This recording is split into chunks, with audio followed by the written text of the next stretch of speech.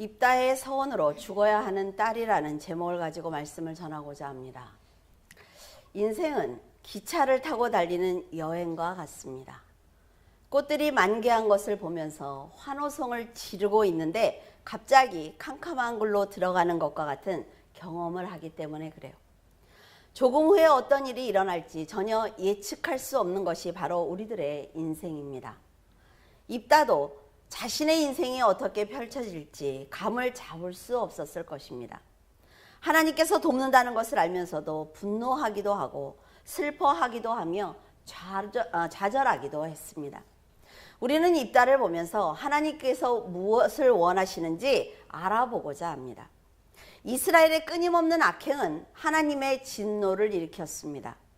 하나님께서 이스라엘에게 원하시는 것은 단 하나밖에 없어요. 그것은 믿음을 지키며 살아주는 것입니다. 이스라엘은 그런데 그 한 가지의 명령을 지키지 않은 것입니다. 하나님을 믿는 백성들이 이방신을 섬긴다는 것은 하나님께서 살아계신 전능자라는 것을 인정하지 않는 뜻이며 사탄의 세력에 합류하는 것입니다. 진노하신 하나님께서는 블레셋 사람들과 암몬 자손들이 18회 동안 이스라엘을 억압하면서 괴롭히고 있었지만 그들의 구원을 위해서 일하시지 않았습니다. 10장 13절에서 14절에 너희가 나를 버리고 다른 신들을 섬기니 그러므로 내가 다시는 너희를 구원하지 아니하리라. 가서 너희가 택한 신들에게 부르짖어 너희의 환난 때에 그들이 너희를 구원하게 하라 하신지라. 바알을 섬겼던 백성들이 하나님께 와서 바알은 우리들의 보호자가 아니었습니다 라고 부르짖는 것을 보면 정말로 가증스럽습니다. 어떻게 하나님을 버릴 수 있는지, 그리고 버린 하나님께 돌아와서 자기들을 구원해 달라고 기도할 수 있는지 안타깝기만 합니다. 만약 블레셋에 공격하지 않고 암몬 자손이 괴롭히지 않았다면 이스라엘은 절대로 하나님을 찾지 않았을 거예요. 지금까지 이스라엘이 이방 나라의 공격을 받지 않은 것은 하나님께서 보호의 울타리가 되어서 그들이 공격하지 못했던 것입니다. 그런데 이제 이방 나라의 압제를 더 이상 견딜 수 없게 되자 하나님의 이름을 부르면서 자기들의 죄를 고백하고 있어요. 하지만 하나님께서는 너희들이 배신하고 돌이키기를 반복하는 그 죄를 더 이상 볼 수가 없어. 그러니까 이제 나는 더 이상 너희들을 구원하지 않을 거야 라는 말씀을 하셨어요. 이제는 너희들이 택하고 섬겼던 그 신들을 찾아가서 도움을 청해 라고 말씀을 하시며 다시는 너희를 위해서 일하지 않겠다 라고 말씀을 하셨어요. 이름만 부르면 바로 달려와서 도와주는 하나님이라 말이지요.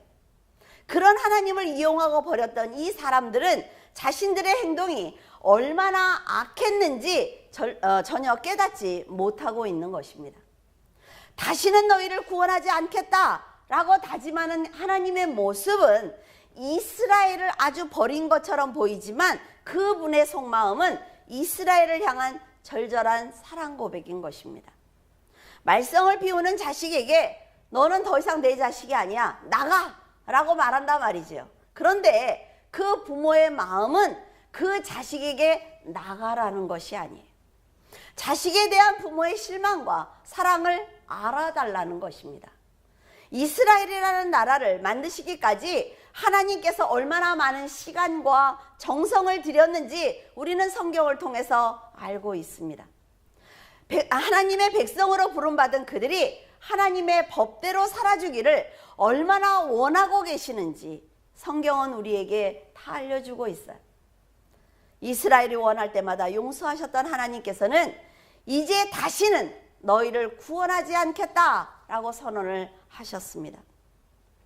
그러나 사랑의 하나님께서는 다짐하고 또 다짐해보지만 우상 숭배에 빠진 그들이 회개하는 모습을 보이자 또다시 입다를 보내주셨습니다.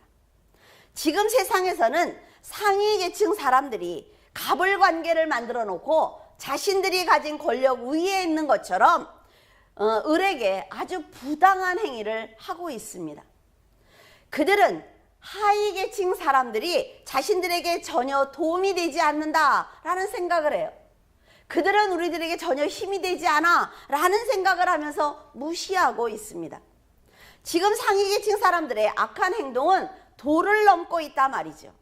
그들이 가진 게 뭐예요? 오직 돈밖에 없습니다. 그런데 다른 사람들을 자신들의 종이나 소모품처럼 생각하고 있는 것입니다.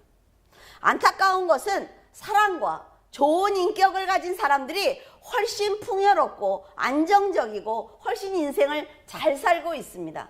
그런데 돈이 없다는 이유 한 가지로 오만 무례한 행동을 하고 있는 것입니다. 예수님께서 이 땅에 오셨을 때 사람들은 그분의 행색을 보면서 자신들에게 도움이 되지 않을 거라는 생각을 했어요. 그런데 기적과 이적을 막 베푸시니까 어때요? 쓸모가 있네? 라는 생각을 했단 말이죠. 하지만 세상에 밀려 십자가를 지시는 예수님이 그들의 눈에 딱 보이자 쓸모가 없구나 라면서 다 버려버리고 만 것입니다. 이런 사람들을 보시며 너희들은 내가 하나님의 이름으로 왔음에도 불구하고 너희들은 나를 믿지 않지만 만약 다른 사람이 자기의 이름으로 오면 영접했을 것이다 라는 말씀을 하셨어요. 이 말씀은 세상의 명성과 명예, 권세, 직함, 학벌, 소유를 가지고 사람이 왔다면 너는 그의 말을 쉽게 믿었을 거야 라는 말씀입니다. 그래서 명함을 여러분 한번 보세요. 명함에 별거 다 있어요. 다 써놓는단 말이에요. 왜? 내가 이런 사람이야. 그러니까 너 나한테 함부로 하지 마. 이거거든요. 보이지 않는 하나님의 영광을 구하는 믿음이 있어야 하는데 사람들은 보이는 것을 추구하기 때문에 세상을 쫓아가는 것입니다. 그래서 아무리 진리를 들어도 변하지 않는단 말이죠. 왜? 딱 무장하고 있어요. 나는 절대로 교회 가서 그래. 예배를 드려야 천국에 가니까 나는 교회는 가줄 거야. 그러나 내가 그 말대로 살진 않을 거야. 왜? 세상에서 그렇게 살면 못 사니까. 하나님을 함부로 대한다 말이죠. 자신의 인생을 거룩한 삶으로 만들지 않고 있습니다. 그러나 세상 일은 사람들의 계산대로 절대로 되지 않습니다. 여러분이 살아보시니까 계획대로 되었습니까? 평생 계획을 세우고 목표를 향해서 달려가도 절대로 가질 수 없는 것, 내가 원하는 것을 가질 수 없는 것이 인생이라 말이죠. 또한 생각지 못한 축복을 너무나 쉽게 받기도 하는 것이 바로 인생입니다. 그 인생의 주인이신 하나님께 의지하는 자라야 자신이 세운 계획보다 더 큰 축복을 받을 수가 있는 거예요. 감히 간구할 수 없는 하늘의 영광을 받아서 누리기도 하는 것입니다. 사사기 11장 1절에서 2절에 길르앗 사람 입다는 큰 용사였으니 기생이 길르앗에게서 낳은 아들이었고 길르앗의 아내도 그의 아들들을 낳았더라. 그 아내의 아들들이 자라매 입다를 쫓아내며 그에게 이르되 너는 다른 여인의 자식이니 우리 아버지의 집에서 기업을 잊지 못하리라 한지라. 사사로 등장하는 입다는 기생의 아들입니다. 이보 형제들에게 조롱을 받고 핍박을 받았어요. 그래서 아무것도 갖지 못한 아주 가난한 사람이었습니다. 하지만 그는 사람의 힘을 가진 아주 용맹한 자였습니다. 이스라엘이 평화롭게 살 때는 그 누구에게도 인정받지 못했어요. 왜? 그 사람의 힘이 필요 없단 말이죠. 그런데 입다는 아무리 상류계층 사람들과 어울리고 싶어도 그는 가진 게 없기 때문에 상류계층 사람들과 관계를 맺지 못했어요. 형제들이 아버지의 기업을 잊지 못하도록 그를 쫓아내버렸습니다. 그래서 입다는 이보 형제들의 그 위협이 두려워서 자기처럼 하위 계층 사람들을 만나서 무리를 이루며 살게 되었습니다. 입다는 아무리 노력을 해도 상류 계층에 들어갈 수 없다는 생각 때문에 자존감이 많이 떨어져 있었을 것입니다. 그런데 얼마 후에 암몬 자손이 이스라엘을 공격했어요. 이스라엘에는 용사가 없었기 때문에 그렇게 하대하던 그 장로들이 아주 급한 마음에 그 입다가 있는 돕당에 달려왔습니다. 그러면서 입다에게 도움을 청하는 거예요. 참으로 한심하고 인간적인 판단을 하는 사람들입니다. 그들은 하나님께 도움을 청하기보다는 용맹스러운 입다에게 자신들의 장관이 되어서 암몬을 물리쳐 달라고 부탁을 합니다. 그러자 입다는 장로들에게 너희는 나를 미워하고 무시하고 쫓아내었는데 이제 너희들이 환난을 당하니까 나에게 왔느냐? 라면서 속마음을 드러냈습니다. 길르앗 장로들은 자신들이 무시했던 입다에게 100배 사죄를 했어요. 그러면서 네가 암몬 자손과 싸워주기만 하면 우리가 길르앗 거민의 지도자로 너를 세워줄게 라는 약속을 합니다. 상류계층에 들어갈 수 있는 아주 좋은 기회를 만났단 말이죠. 그토록 무시하고 조롱했던 입다의 힘이 필요하자 그들이 자존심을 모두 버리고 살기 위해서 머리를 조아렸기 때문입니다. 고난을 당하자 입다가 기생의 아들이라는 것이 전혀 상관이 없어요. 문제가 되지 않았단 말이죠.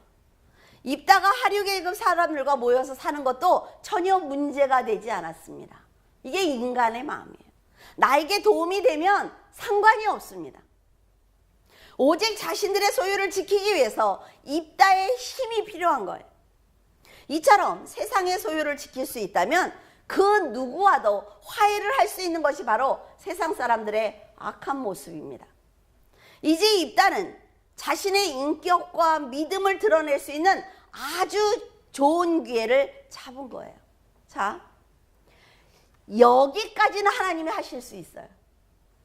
입다를 사람들에게 인정받게 하고 사람들 위에 세워주는 것은 하나님이 하실 수 있습니다. 하나님께서 최정상에 올려주셨을 때 여기서부터는 내가 어떤 결정을 하느냐에 따라서 그 사람의 인생이 달라집니다. 형제들에게 미움을 받아서 억울했지만 상관하지 않고 하나님을 의지하면서 살 것인지 아니면 복수하고 싶었던 지금까지의 그 억울한 마음을 드러낼 것인지 그것은 이제 입다에게 달렸습니다. 입다의 이 결정은 곧 남은 인생을 하나님과 동행하며 살 것인지 아니면 하나님 밖에서 살아갈 것인지 정해지는 아주 중요한 순간이에요. 그래서 여러분, 복을 받았을 때 더 신중해야 합니다. 더 조심해야 돼요. 왜? 인생은 파도와 같단 말이죠. 내려가기도 하고 올라가기도 해요. 올라가 있다고 해서 영원히 올라가 있는 것 아니에요. 떨어져 있다고 해서 영원히 떨어져 있는 것 아닙니다. 이게 인생이에요. 하나님께서 입다가 자신이 복을 받았다고 여기는 이 순간까지는 도와주실 수 있지만 그 후의 인생은 그의 결정에 따라 달라질 것입니다. 입다는 이런 기회를 주신 하나님의 의도를 잘 살펴야 한단 말이죠. 그러니까 여러분들 어떤 문제를 만났을 때 탁 먼저 말을 하면 안 돼요. 어떤 문제를 탁 만나면 한 번 생각을 해보세요. 뒤로 물러서서 이 한 사건을 가지고 이렇게 원이 있잖아요. 이 원을 다 돌아봐야 돼요. 내가 이걸 잡으면 이 뒤는, 내가 여기를 잡으면 여기는, 이런 게 어른이란 말이죠. 뭘 탁 주면 탁 받고, 뭘 주면 탁 받고 그냥. 그 다음에 일어나는 문제는 또 후회하고. 야곱의 아들들도 요셉을 질투했어요. 그래서 팔아버린 사건이 있습니다. 그들이 마음을 합해서 요셉을 버렸고 아버지에게 거짓말로 요셉이 죽었습니다 라고 거짓말을 했습니다. 근데 하나님께서 요셉을 구해주셨죠. 요셉은 어떤 상황에서도 형들에게 복수를 하기 위해서 살지 않았습니다. 이게 너무 중요한 거예요. 하나님을 의지하며 하나님께 인정받기 위해서 살았어요. 사람을 보지 않았어요. 하나님만 보는 것입니다. 이런 요셉의 믿음을 보신 하나님께서는 그를 애굽의 총리가 되게 하셨습니다. 요셉을 팔아버린 형들로 하여금 그 앞에 와서 무릎을 꿇고 사죄하게 만들었어요. 이게 하나님이 하시는 일입니다. 이렇게 하나님께서 원하시면 믿음으로 살기 위해서 노력하는 요셉을 언제든지 모든 사람의 머리가 되게 하십니다. 여러분, 인생은요, 끝까지 살아봐야 하는 것입니다. 지금 조금 잘 된다고, 내가 사람들에게 인정을 받았다고 끝난 게 아니란 말이에요. 사는 동안 고난도 만나고 병마도 만나고 두렵고 힘든 문제도 만납니다. 하지만 그것은 성난 파도와 같아서 당장은 감당하기 힘들지만 하나님께서 바람을 잔잔케 하시면 곧 평안이 찾아오는 것입니다. 요셉처럼 선한 마음으로 주어진 자리에서 최선을 다할 때 하나님께서는 그의 인생을 부끄럽지 않게 하십니다. 이게 너무 중요한 거예요. 하나님이 요셉이 부끄럽지 않게 하시는 방법은 그 형들이 와서 무릎 꿇고 사죄하는 것입니다. 찾아다니는 것이 아니라 말이죠. 여기에서 여러분이 관심 있게 봐야 하는 것은 요셉은 자신이 이스라엘의 지도자가 되기 위해서 노력한 것이 아니라 주어진 자리에서 하나님의 이름을 더럽히지 않기 위해서 믿음을 지켰을 때 총리가 되었다는 것입니다. 입다 역시 형제들에게 무시를 받았고 억울한 마음도 있었지만 세상에 권력이 없는 입다가 할 수 있는 일은 아무것도 없었습니다. 근데 우리 사람들은요, 내가 세상에 소유를 가져야만 힘이 있다고 생각을 해요. 근데 그렇지 않아요. 여러분들이 날마다 성경을 읽고 하나님 앞에 기도하고 하나님을 사랑하는 마음이 바로 능력입니다. 그게 힘이에요. 하나님은 언제든지 세워주실 수 있는 분이기 때문에 하나님과 나와의 관계가 너무 중요하단 말이죠. 그때 마침 이스라엘이 곤경에 처하자 장로들이 찾아온 거예요. 입다는 도와달라는 장로들에게 암몬과의 전쟁에서 내가 승리하면 정말 너희들이 내가 머리가 되도록 도와줄 거야? 라고 묻습니다.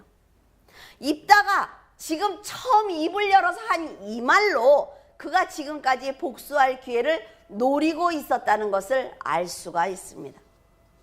장로들이 입다의 뜻대로 하겠다고 약속을 하자 이 약속은 너와 나와 인간관계에서 맺어지는 약속이 아니야. 지금 너희들이 하는 이 말은 하나님이 증인이 되어주실 거야 라고 얘기를 합니다. 그들이 번복하지 못하도록 만드는 거예요. 근데 누구를 팔았어요? 하나님의 이름을 팔았습니다. 자기가 길르앗 지도자가 되는 일에 하나님께서 증인이 되실 것이라는 어이없는 말을 하면서 억눌렸던 마음을 보상받으려고 하는 것입니다. 입다가 진심으로 하나님을 믿었다면 지금 하나님께서 통치하시는 이스라엘이 암몬의 공격을 받는 그 자체를 먼저 근심해야 하는 것입니다. 지금 위정자들 보세요. 당파 싸움하고 있어요. 백성들이 어떻게 되든 말든, 나라가 지금 어떻게 가고 있든 말든, 지금 한국 그 주위에 있는 나라들이 우리나라를 어떻게 짓밟든 말든 전혀 상관이 없어요. 전혀 상관이 없습니다. 말과 말꼬리만 잡고 있어요. 하나님이 어떻게 보실 것 같습니까? 아무리 사람들이 미워도 하나님께서 주신 땅을 암몬에게 빼앗기지 않기 위해서 전쟁터로 나가야 하는데 입다는 오직 그들의 머리가 되기 위해서 이 상황을 기회로 만들고 있는 것입니다. 그가 머리가 되기 위해서 하나님의 이름을 팔지 않아도 하나님께서는 백성들을 구하기 위해서 입다가 전쟁터로 간다면 하나님은 그를 사사로 세워주셨을 것입니다. 그러나 입다는 믿음이 있는 척하면서 하나님을 증인으로 세우는 거예요. 제가 여러분에게 말씀드리고 싶은 것은 우선순위를 잘 정해야 한다는 것입니다.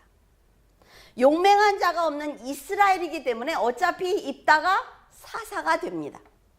일어날 일이라 말이에요. 그거는. 그러면 내가 하나님의 이름을 먼저 높일 것인지 내가 사사가 되는 것이 먼저인지 이 순서만 바꿨다면 입다는 멋진 사람이 되었을 것입니다. 입다가 가난한 사람들과 함께 욕심 없이 하나님을 섬기며 살았더라도 암몬이 공격하는 이 상황은 동일하게 일어났을 거예요. 무슨 말인지 알겠습니까? 우리들의 인생은 내가 뭘 결정했다고 해서 그 일이 일어나는 것이 아니라 말이죠. 장로들은 힘이 있는 입다를 찾아와서 머리가 되어줄 것을 요구했을 것입니다. 사람이 살아갈 때 사건과 사고는 언제나 일어나게 되어 있어요.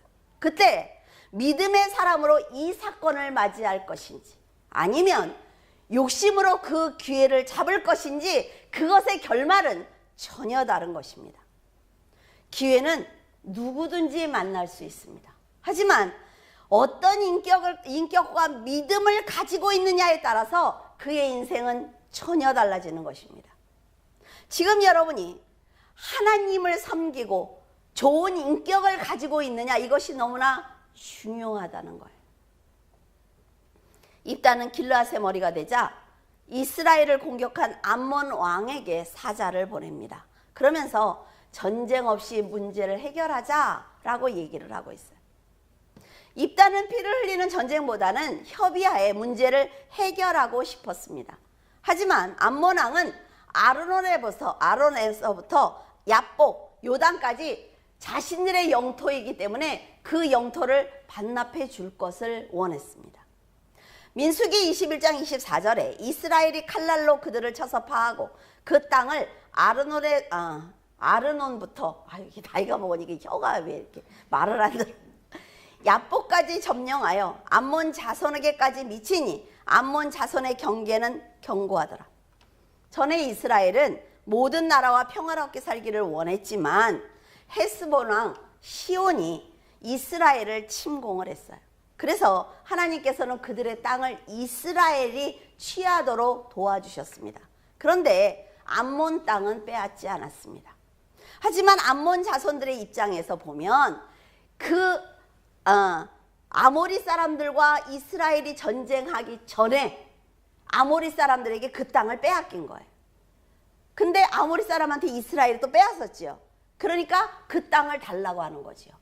그러니까 입다가 하는 얘기는, 우리는 하나님이 우리에게 주신 땅을 절대로 너에게 줄 수가 없어. 그리고 너희가 땅을 빼앗긴 지 300년이 지났는데 이제 와서 왜 나에게 땅을 달래느냐라고 말하고 있습니다. 입다는 그들과 싸울 의사가 없음을 분명히 했지만 암몬 왕이 땅을 빼앗기 위해서 전쟁을 준비했습니다. 사사기 11장 30절에서 31절에 그가 여호와께 서원하여 이르되 주께서 과연 암몬 자손을 내 손에 넘겨주시면 내가 암몬 자손에게서 평안히 돌아올 때에 누구든지 내 집 문 앞에서 나와서 나를 영접하는 그는 여호와께 돌릴 것이니 내가 그를 번제물로 드리겠나이다 하니라. 입다는 머리가 되고 난 후에 하나님께서 자기의 편이다라는 생각을 했습니다. 그래서 암몬 자손에게 네가 나와 무슨 상관이 있기에 내 땅을 차지하러 왔어 하면서 내 땅이라고 얘기를 합니다. 여호와께서 오늘 이스라엘 자손과 암몬 자손 사이에 판결해 주시기를 원합니다 라는 기도를 드립니다. 교만하지 않습니까? 우리가 잘 들으면 굉장히 믿음이 있는 것처럼 보여요. 그러나 그렇지 않단 말이죠. 하나님께서는 이스라엘을 지켜야 돼요. 그러니까 출정하는 입다를 도와주시지 않을 이유가 전혀 없습니다. 물론 전쟁에 승리한다면 백성들은 입다를 더 높여주겠지요. 우리 사사가 대단해 라고 높여줄 것이고 그는 부를 누릴 것입니다. 근데 하나님 입장에서는 그가 부를 누리든 사람들에게 높임을 받든 상관없단 말이죠. 이스라엘을 구할 수가 있으면. 여러분이 교회와 하나님의 나라를 위해서 헌신할 때 더 큰 사명을 감당할 수 있도록 하나님께서는 여러분의 기도에 분명히 응답하실 것입니다. 그것은 여러분 개인을 위해서가 아니라 하나님의 일을 위해서예요. 여러분이 문제가 없이 평안해야만 하나님의 일을 더 감당할 수가 있습니다. 이런 사실을 절대로 오해해서는 안 된단 말이죠. 하나님께서 자신의 편이라는 생각에 교만한 말과 행동을 하거나 하나님 나라와 백성을 위해서 일하지 않는다면 그 즉시 하나님께서는 책망과 심판을 하실 것입니다. 입다는 자기가 이스라엘을 위해서 출정하기 때문에 하나님이 자기를 도와줄 거야. 그리고 승리할 수 있어 라는 확신이 들자 자기 마음대로 서원을 했어요. 자신은 반드시 이 전쟁에서 이겨야 되니까 서원을 하는 것입니다. 우리도 그러지 않아요? 문제가 터졌어. 하나님 도와주세요. 하나님이 이걸 도와주시게 하면 제가 무엇을 하겠습니다. 그렇죠? 그러고 나서 도와주면 까먹어. 아이, 참 축복이에요. 까먹는 것도.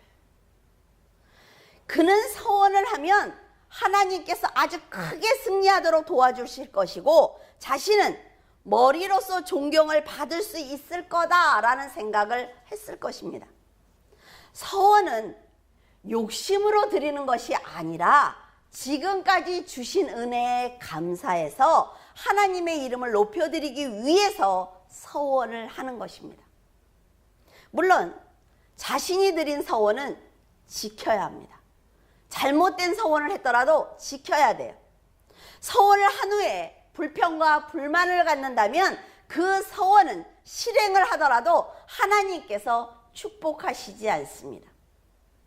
그는 하나님께서 암몬을 이기게 해주시면 이라는 조건을 붙입니다. 감히. 그리고 자기 집에서 가장 먼저 나와서 자기를 영접하는 사람을 여호와께 번제물로 드리겠다라고 말하고 있어요. 근데 주석에는 이걸 어떻게 푼지 아십니까? 주석을 다 뒤졌어요. 그런데 입다라는 사람이 사사잖아요. 좋게 말해야 되잖아요, 입다를. 그러니까 번제물이 아니라 그 딸을 나오는 사람을 하나님께 이렇게 종으로 드리겠다, 이런 얘기일 것이다 라고 써 있습니다. 그렇지 않습니다. 번제물이에요. 태워 죽이겠다는 거죠. 생명은 하나님의 것인데도 불구하고 가장 먼저 자신을 영접한 사람을 번제물로 드리겠다고 분명히 말을 했어요. 번제는 제물을 불에 태워서 드리는 제사를 말하는 것입니다. 사람을 제물로 사용하는 것은 율법에서 금하고 있어요. 그런데 자, 기억하세요. 지지난주인가요? 그 당시 암몬 족속은 우상 몰록에게 자녀를 제물로 바치는 미신을 섬기고 있었습니다. 사사 야일이 죽고 난 후에 이스라엘 자손이 암몬과 모압신, 블레셋 모든 각종 신을 다 믿었던 거 기억하시죠? 그러면 입다 역시 하나님께 사람을 번제로 드리겠다는 서원을 하는 것이 큰 죄다라는 생각이 없었을 것입니다. 입다는 아마도 자기를 가장 먼저 영접하는 사람이 하인일 것이다 라는 생각을 했을 거예요. 그러니까 번제물로 드리겠다라는 서원을 하죠. 자기도 하류계층에서 서름을 당한 사람이에요. 그러면서 자기가 머리가 되자 하인 한 명쯤 죽여도 상관이 없는 거예요. 이것이 인간이라 말이에요. 하나님께서 입다에 이런 서원을 들으셨을 때 어떤 마음이었을까요?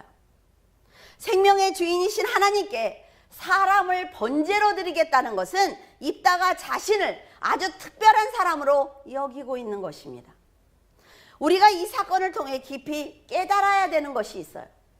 입다 서원이 하나님의 뜻에 부합하지 않았다면 어때요? 전쟁에서 패해야 되는 것입니다. 졌습니까? 이겼어요. 하나님의 뜻에 부합하지 않았음에도 불구하고 전쟁에서 승리하였으며 입다의 소원은 이루어졌습니다. 이게 무서운 거란 말이죠. 하나님을 잘 알아야 된단 말이에요. 여러분, 하나님께 서원을 드릴 때 진심으로 감사하고 가장 낮은 자리에서 하나님 앞에 간구하는 기도를 드려야 되는 거예요. 그리고 감사하는 마음으로 끝까지 지켜야 되는 것입니다. 충동적으로 서원을 드리고 화를 입을까 봐 서원을 지키며 서원을 지키고 나서 자기가 받은 그 은혜를 자랑으로 삼는다면 그것은 서원을 지킨 것이 아닙니다. 교만한 마음과 욕심으로 드린 입다의 서원은 아주 큰 화를 불러왔어요. 34절에 입다가 미스바에 있는 자기 집에 이를 때 보라, 그의 딸이 무남동녀죠. 소고를 잡고 춤추며 나와서 영접하니 그는 그의 무남동녀라. 단 한 가지 딸 하나를 데리고 있는데 하나님이 하시는 일을 좀 보세요. 안타까운 것은 사람들은 하나님께서 전능자라는 것을 잊는다는 것입니다. 너무 안타까워요. 하나님은 여러분의 인생 위에서 일하시는 분이란 말이에요. 우리가 어린 아이들을 이렇게 볼 때 달려갈 때 어때요? 아, 제가 지금 어디를 가려고 하는 거야. 다 알지요? 하나님은요, 다 하신단 말이죠. 인간의 생각과 계획, 목적과 인생 위에서 역사하시는 분인데도 하찮은 인간을 대하는 것처럼 하나님의 절대적인 능력을 무시하고 있습니다. 내가 아쉬울 때만 써먹어 하나님을. 내가 아쉬울 때만 하나님한테 달려가. 입다는 하나님을 잘 믿는 것처럼 기도하고 서원했지만 하나님께서는 입다가 얼마나 악한 인간인지 알고 계셨어요. 그가 좋지 않은 인격을 가졌기 때문에 어떤 서원을 할 것이다 라는 것도 이미 다 알고 계셨단 말이에요. 좋지 않은 인격을 가진 사람은 아무리 큰 은혜를 받아도 변하지 않습니다. 왜? 내가 즐기는 것, 내가 가지고 있는 습관, 내가 알고 있는 지식 버리지 않아요. 하나님보단 내가 난 거죠. 아쉬울 때만 써먹으면 돼. 하나님은 이래요. 그래서 가장 사랑하는 딸이 아버지가 전쟁에서 승리했다는 소식을 듣고 제일 먼저 뛰어나올 때 하나님은 그를 막지 않으셨습니다. 딸이 무슨 죄가 있어요? 예수님이 무슨 죄가 있습니까? 아마도 평상시에는 하인이 나와서 인사했을 거예요. 그죠? 그리고 그가 타고 온 말을 받았을 것입니다. 이것이 인간의 한계인 거예요. 내가 가면 하인이 제일 먼저 나오겠지. 그를 바치겠다. 그러나 이 날은 특별한 날입니다. 그래서 그의 외동딸이 먼저 나온 거예요. 아버지를 축하하기 위해서 외동딸이 가장 먼저 뛰어나오는 것은 충분히 있을 수 있는 상황입니다. 하지만 입다는 지옥과 같았을 것입니다. 만약 하인이 나왔다면 입다는 어때요? 전혀 괴로워하지 않았을 거예요. 제일 먼저 하인이 나왔다면 그는 번제물이 되어서 죽임을 당했을 것입니다. 여러분, 그 하인은 누군가의 남편일 것이고 누군가의 아버지일 것입니다. 자기도 형제들에게 무시를 당했으면서도 똑같은 행동을 하는 입다의 이런 인격은 하나님께 심판을 받아서 마땅한 사람입니다. 이런 서원은 하나님께서 받지도 않을 뿐더러 도리어 고통으로 돌아오는 거예요. 자기의 딸이 나왔을 때 입다는 절망했고 그는 옷을 찢으며 통곡했습니다. 왜 울어요? 하인을 죽인다고 할 때는 울지 않던 사람이 왜 울어요? 자기 딸이니까 울잖아요. 지금 자신의 목적을 달성하기 위해서 하나님께 뜻도 묻지 않고 그를 번제물로 사람을 드리겠다고 그는 서원을 했어요. 어쩌면 하나님께 드릴 수 있는 최고의 정성이라는 생각을 했을 것입니다. 그러나 인간이 하나님이 어떤 존재인지 이해하지 못하고 인간이 하나님 앞에 어떤 존재인지 모르기 때문에 그는 절대로 해서는 안 되는 서원을 했고 가장 귀한 딸을 잃었습니다. 하나님께서는 이런 인간의 구원을 위해서 가장 귀한 아들을 이 땅에 주셨어요. 그리고 십자가에서 죽이신 것입니다. 도리어 입다의 딸은 아버지가 서원을 했으면 지켜야 됩니다 라고 말을 하고 있습니다. 입다는 그제야 이 모든 것이 하나님께서 하신 일이구나 라는 것을 깨달았습니다. 아버지의 허물 때문에 죽어야 하는 딸의 고통을 보면서 우리의 허물 때문에 죽으신 예수님의 고통이 떠올랐습니다. 입다의 오만 때문에 죽임을 당해야 하는 딸처럼 선악과를 먹으면 하나님처럼 눈이 밝아진다는 유혹에 넘어간 인간의 오만 때문에 죽어야 하는 예수님을 보면서 우리는 하나님이 어떤 분인지 바로 알아야만 합니다. 인간의 오만과 교만은 나쁜 열매를 맺을 수밖에 없어요. 그래서 진리와 성령으로 살기 위해서 노력해야 하는 것입니다. 입다처럼 어리석은 선택을 하지 말고 스스로 머리가 되기 위해서 높아지지 말고 자기가 당하는 고통이 아니라고 다른 사람들을 모함하거나 모해하지 말고 순전히 아주 순전한 믿음을 가지고 살아내야만 합니다. 인간적으로 억울할 때도 있고 분할 때도 있습니다. 여러분 왜 없어요? 사람이 살아가는데. 하지만 그것까지도 하나님께 맡겨드리세요. 하나님께서 세워주실 때까지 인내하는 성도가 되어야만 합니다. 사람이라면 입다처럼 형제들에게 복수하고 싶은 마음이 분명히 들 것입니다. 하지만 복수는 하나님께서 대신해 주실 거예요. 머리로 세워주시는 건 역시 하나님께서 아주 적당한 때에 여러분이 머리의 역할을 잘할 수 있는 그때에 하나님께서 세워주실 것이다 라는 것을 믿고 있는 자리에서 최선을 다해서 자신을 세우기 위해서 노력을 한다면 하나님께서는 그 거룩한 삶을 보시고 세워주실 것입니다. 내가 억울한 감정을 가졌다면 다른 사람도 나 때문에 억울한 일이 있을 거예요. 내가 갖고 싶은 명예와 권세는 다른 사람도 동일하게 갖고 싶습니다. 하지만 하나님께 죄가 된다면 하지 말아야 돼요. 갖지 말아야 됩니다. 여러분이 지금까지 서운한 것을 지켰고 하나님의 뜻대로 살기 위해서 노력을 했다면 틀림없이 여러분이 받은 복이 있을 것입니다. 한번 돌아보세요. 하나님은 믿음을 지키기 위해서 싸우는 성도를 지켜주신다 말이죠. 하나님께서 주신 복은 빼앗기지 않습니다. 근데 내가 그것을 잃게 된 것은 내가 하나님 앞에 잘못된 생각을 하고 있을 때예요. 여러분이 믿음으로 살기 노력하면 하나님은 여러분의 그 인생, 여러분의 믿음을 다른 사람들에게 자랑하기 위해서 하나님은 일하십니다. 그러니 여러분은 받은 축복을 쏟아버리지 말고 범사에 감사하며 하나님의 이름을 높이기 위해서 살아가기를 예수 그리스도의 이름으로 축원합니다.